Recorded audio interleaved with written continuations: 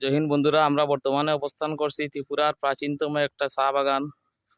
যে চা বাগানটার একসময় অনেক সুনাম ছিল আমাদের রাজ্যে এবং পার্শ্ববর্তী রাজ্য আসামের মধ্যেও। সেই বিখ্যাত চা বাগান ও অনেক প্রাচীন বাগান হীরাছড়া চা বাগান দেখতে পাচ্ছেন আপনারা।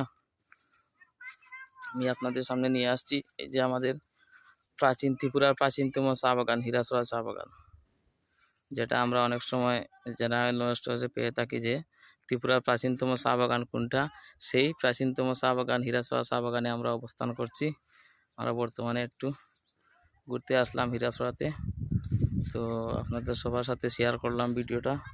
এই বাগানের অনেক সুন্দর একটা বাগান, অনেকটা জৌলুস হারিয়ে ফেলেছে এই বাগান আগের থেকে। আগে আরও অনেক সুন্দর ছিল বাগানটা, বর্তমানে একটু বাগানটা কীরকম হয়ে গিয়েছে, সৌন্দর্যটা একটু পরিচর্যা মনে হচ্ছে কম হচ্ছে বাগানের।